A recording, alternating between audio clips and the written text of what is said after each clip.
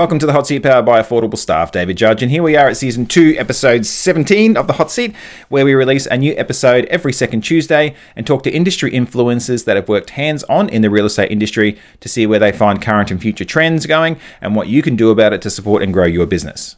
So, out of interest, we're at, like I said, 17. We were supposed to be doing 18, but we have a few extra episodes than we were expecting, so we'll have a few bonus episodes, no doubt. Anyway, putting that aside, today's guest is Lauren Robinson, who is an industry pocket rocket growing a rent roll from 0 to 550 properties in 4 years organically, and is one of the best business people I've known, especially when it comes to continuous improvement. And she's actually set up a fairly successful business that practically runs without her. Now, whilst Lauren is a client, I've actually known Lauren prior to being a client for many years ago when she used to work for a business you may have heard of called Pro Rentals. Now, on top of the many other points during this interview, we actually discuss Lauren's transition from being an employee to a business owner where she was building a team. Anyway, with that in mind, here are a couple of the other highlights from the interview. Lauren discusses why after 17 years, she still enjoys the industry and how she uses personal development to maintain focus and drive. What is high-tech, high-touch, and how Lauren empowers her entire team to influence and make the decisions to keep driving the business forward. Lessons learned in growing from a one team member to multiple team members and establishing a brand that had 0 properties to 550 totally organically, and the sacrifices that you have to make, especially in the first year, and the importance of constant improvement in any business and how Lauren uses that to stay relevant in today's industry. Overall, I have to say the feel of this episode is a little more serious than a lot of other episodes we have recorded, and we actually discuss some of the harder topics that we haven't discussed before, especially around the profitability of a business and assessing if owning a real estate business is actually viable in today's environment, and especially when you're trying to react to different threats that are coming over the horizon. So it's interesting how we go through and we talk about that. Anyway, that's enough of me talking. Let's get into this episode, and I hope you enjoy it. Anyway, let's go and roll it. Well, welcome to the Hot Seat powered by Affordable Staff. I'm David, and I have Damien. And we have Lauren. Lauren, where are you from, Lauren? From Renter Results. Fantastic. Well, welcome to the Hot Seat. We appreciate you coming on today and answering a couple of questions about where you've come from in the industry, where you see it now, where you see it going in the future, and then whatever else rolls. How does that sound? Sounds good. Excellent. So, let's talk a little bit about Lauren. So, how did you get into the industry? Yeah, I guess I started back in property management when I was like 19. So, wow. Yeah, it's been a while. I started with at Pro Rentals. So, yes. And I worked there I started in leasing and I worked there for 8 years, moving from leasing to junior property manager or assistant property manager through to senior property manager when I left there. And over what time frame did it take for you to progress in your career? Yeah, I guess I was in leasing for 2 years, yes. and all I wanted to do was be in property management. Yep. And so then I moved into property management after those 2 years and then moved up to senior property manager over that time. You were really successful in that business, weren't you? I suppose a little bit, we met a few years ago working for another business together that I ended up coming to work for, and you were already there, but you were I suppose extremely successful in Pro Rentals. Yeah, I think I guess obviously the time that I was there and also the amazing training we had as well really helped. So that was an exceptional office to work for. It really was a leader in its time, wasn't it? In so many ways. Yeah, I feel really lucky that I ever worked there. So, yeah. So why did you decide to go into property management or into this particular industry at the age of 19? I was at uni at the yes. time. So, and then much to my parents' disappointment, I decided to leave uni. You could have chosen acting. They probably wouldn't have liked that.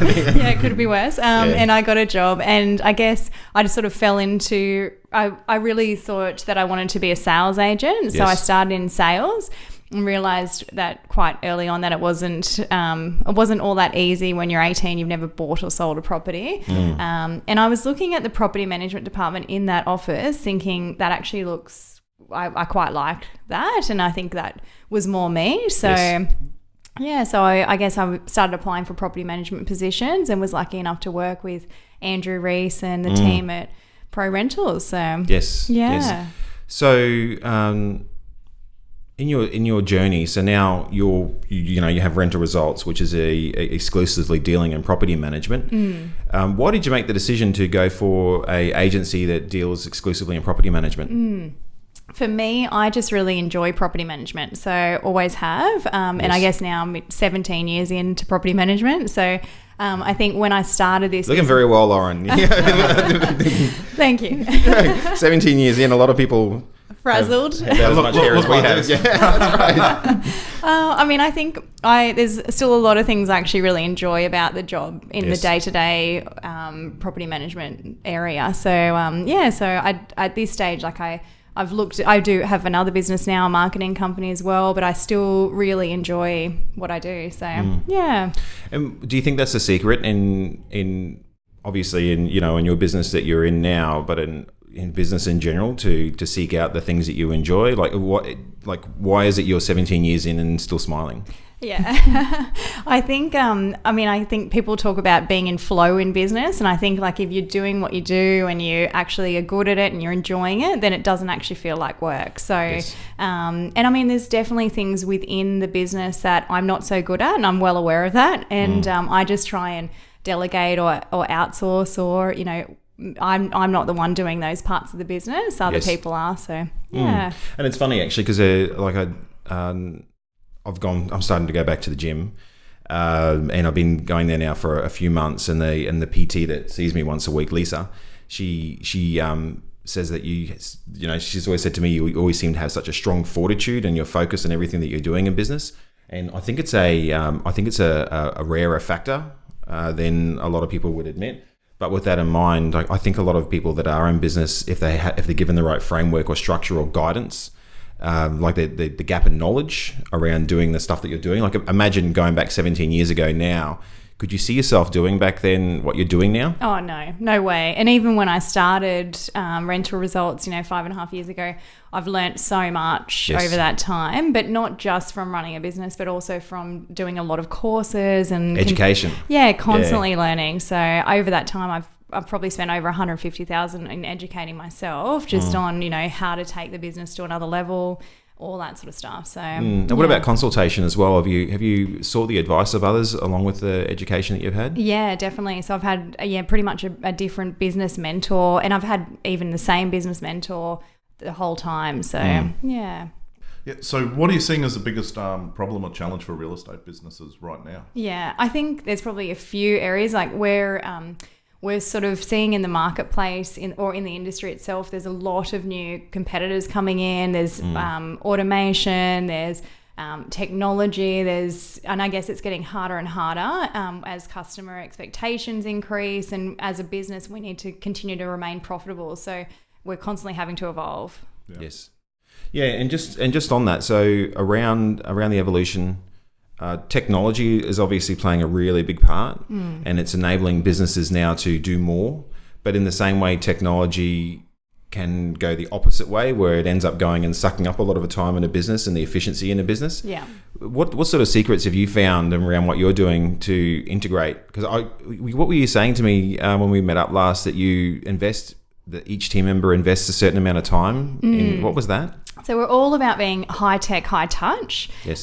So to make sure that we're really efficient, but also we don't want to lose that relationship or that client focus, because at the end of the day, that's why people come to us, because they want that service delivery. So I think for us, we often sit down as a team and we go through, well, how can we improve our service? What can we do that makes us better, and where can we continue to push that benchmark up? And we now have a team member, so once a month that team member comes to us, so an hour a week's allocated to looking at all different types of technology within the industry, but also within the business. Yes. And then they trial that over that month's period. So, and then at the end of the month, they come to us with, maybe the top one or two that they think we should implement. And then we put that into the business. So, and it's sort of voted on by everyone. Okay. And that's the process you use for it to work well. Because like I said, you can get bogged down in technology and overlapping technologies. So yeah.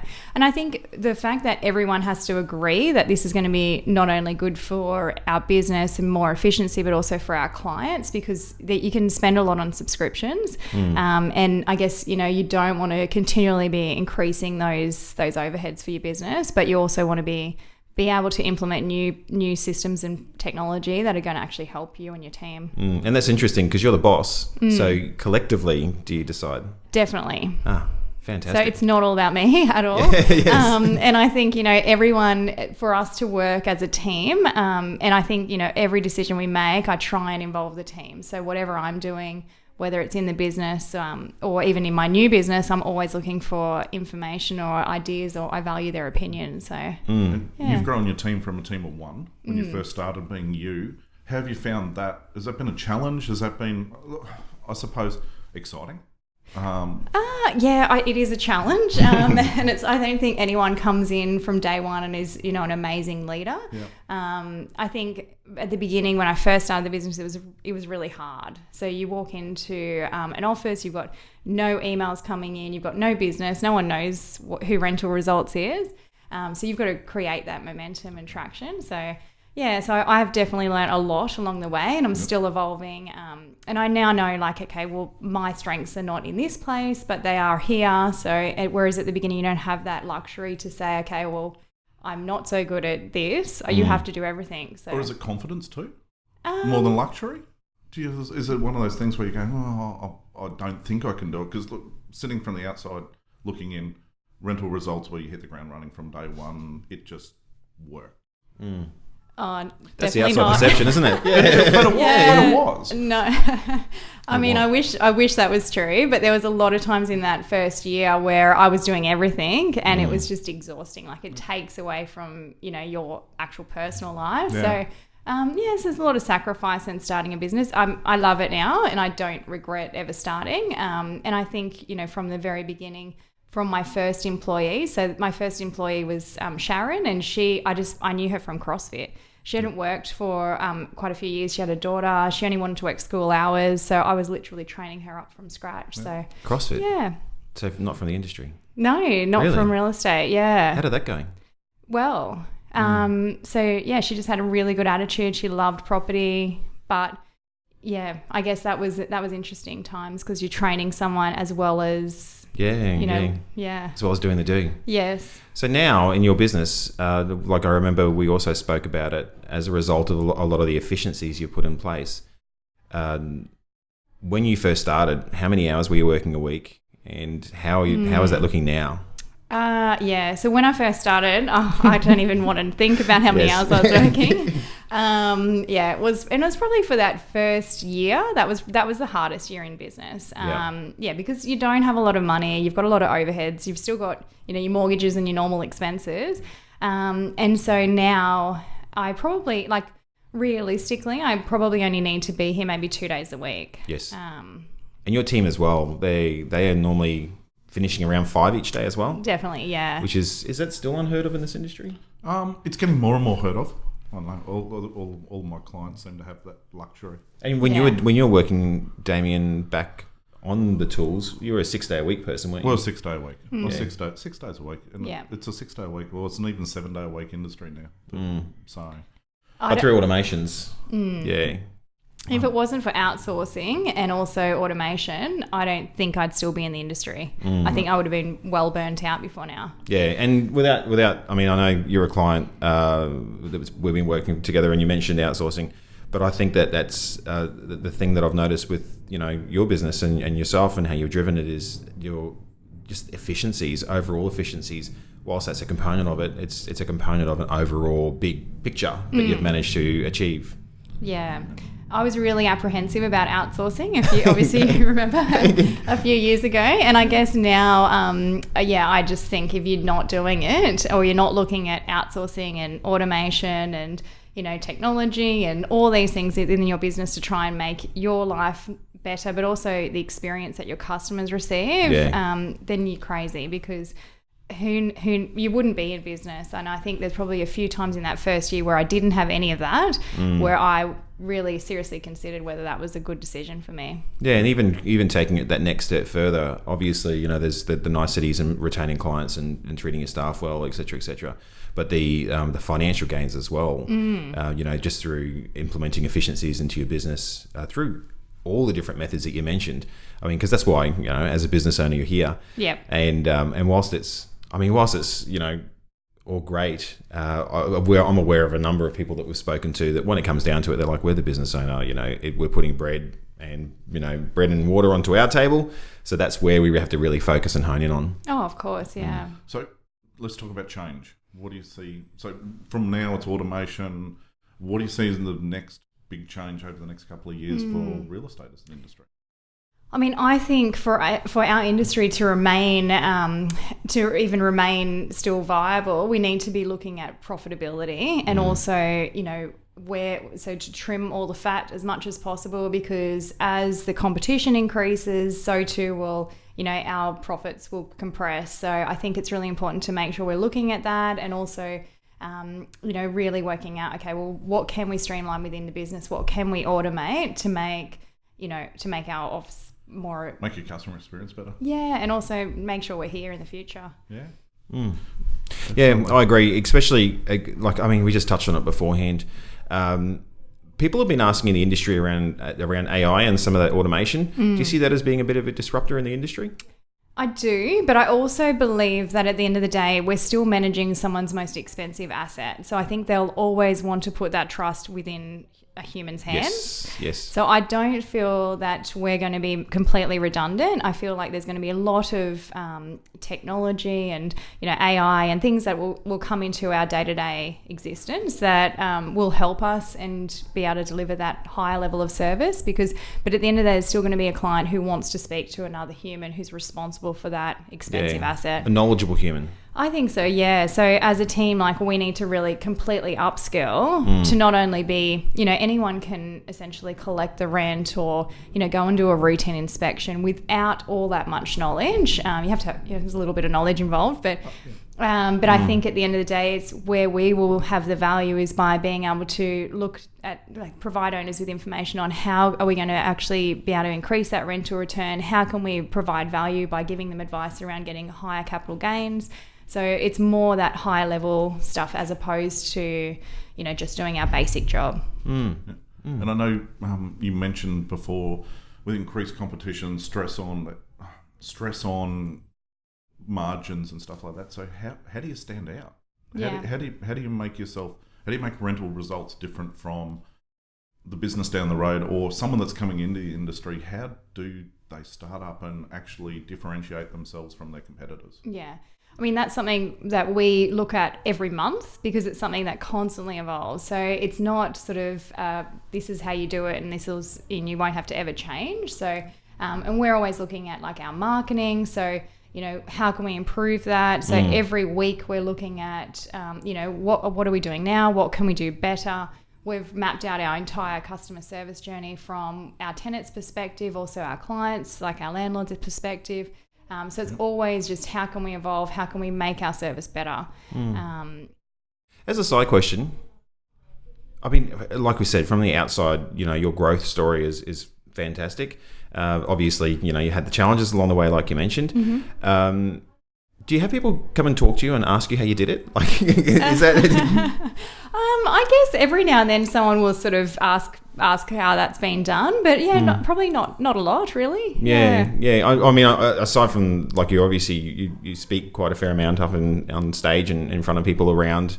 Is it normally around your growth journey? What sort of conversations are you having when you're talking to crowds? Yeah, so I mean, I'm speaking at a conference this weekend all about how to differentiate your business in a competitive marketplace. And I think, it's all around, what can we do different? How can we continue to increase or change our marketing? So yes. I've mentioned before, I've got a marketing degree. So for me, it's that's probably the thing I enjoy most about business is, really understanding, who your target market is, defining how we're going to reach that market, where our marketing focus is going to be, whether it's online or offline strategies. So, yeah. Fantastic. Well, we're at that stage now where we're going to take a short break and then we're going to come back and ask you the hot seat questions. Okay. Turn up the heat in the room. And then we'll get to know a little bit more about Lauren. Okay. So, sounds good? Yeah, perfect. Okay, excellent. Back in a moment. Okay, welcome back to the Hot Seat, powered by Affordable Staff. We have Lauren here now that we're going to put you on the hot seat. Okay. And during the break, you were telling a story of your, sorry about this, I'm going to do this. During the break, you're telling us about about your parents. Yeah. And what was your first degree, you said? So I started off doing science. Yes. And obviously moved here from New South Wales, living with a group of friends, and my parents are like, okay, we're going to pay your rent whilst you're at uni. But after a year of science, I realised I didn't want to be at uni anymore. So dropped out and they're like, okay, well, time to get a job. So yes, into the real world. It worked out. It did. It did. Okay, so we're at that stage where we're going to ask you the hot seat questions. It's a series of questions. If you can't think of an answer, you can say pass, and we can potentially come back to it depending on how we're going for time. As quickly as you can answer would be fantastic. Sound good? Sounds good. Okay, excellent. Your number one bucket list item? Oh, Machu Picchu. Oh, the second person who said that. That's probably common. Strangest thing you've ever eaten? Pass. Strangest place you've ever visited? Morocco. How come Morocco? Why is it strange? Or just culturally. Yeah, different. Yeah. Describe yourself in 3 words. Probably driven, maybe playful, and I'd say decisive.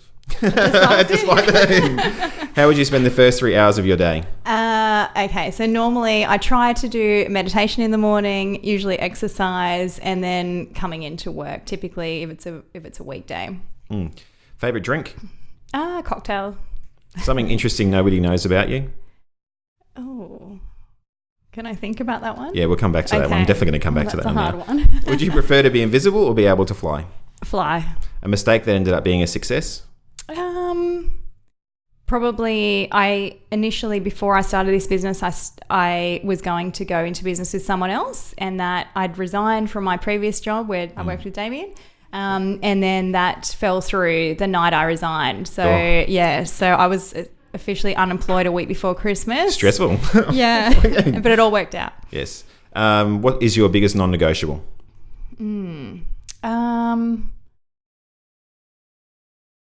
Can I pass for that one? Come back. Morning or night? More night. Weapon of choice? Pass. It doesn't have to be a physical weapon. I know, I'm just trying to think. An interview recently, it was a camera, someone said pen, someone said phone. Keyboard's common. Keyboard, probably and phone. a number of property managers, they said knives and axes. Oh, God. Scary. Biggest fear? I guess not living a fulfilled life. If you weren't doing what you were doing now, what would you be doing? I'm doing what I want to do, but I guess probably marketing. Or a scientist? Yeah. University or School of Hard Knocks? Well, I did go to university, but I feel like Hard Knocks probably gets you further. What advice would you give to an 18-year-old Lauren? Maybe don't focus so much on thinking you have to follow a certain path to go to uni. Yes. There's definitely other options. Monday or Friday? Friday. One item you couldn't live without? Oh, my mobile, sadly. Cats or dogs? Dogs. And before I ask the last question, you can either answer something interesting nobody knows about you or your biggest non-negotiable. Okay, I guess something interesting would be possibly that I have a lot of hobbies in my garage that I start to do and then I walk away from. So surfing, cycling, those types of things. Yes, you can have a garage sale soon. Yes, I definitely need a big garage. And how much money is enough? For me, it's not about the money. Yes. I mean, obviously, it makes you more comfortable, but I think it's you need to be doing what you enjoy. Fantastic. Yeah. That's it. Okay. Did it go all right? Yeah. No. Okay, so we're at that point of the show where we basically go through and we ask you to do a plug where you can talk about anything that you have going on in your business. Okay. So what do you have going on that you'd like to talk about right now? Well, I guess the new business that I've just started, so laurenrobinson.com.au. Yes. So we've got a marketing course in there, which is a 10-week mastermind. And basically we work together for 2 accountability sessions per week over that 10-week period to make sure that people have a strategy for growth.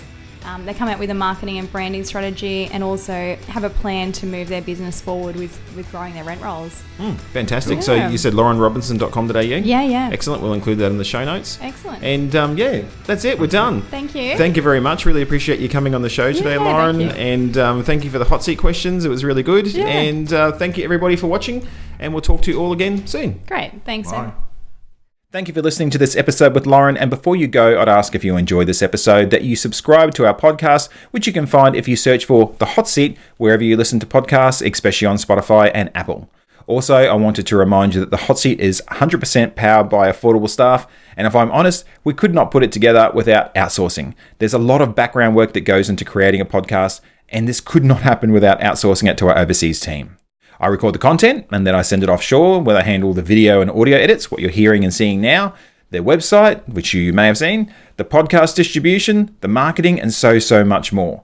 There's a lot of work that goes into this stuff. So I want to say a special thank you to our team in the Philippines. Okay, that's it. Thank you again for all of your support and listening to The Hot Seat and all of your feedback, which has been incredibly positive. And we look forward to talking to you in the next episode of The Hot Seat.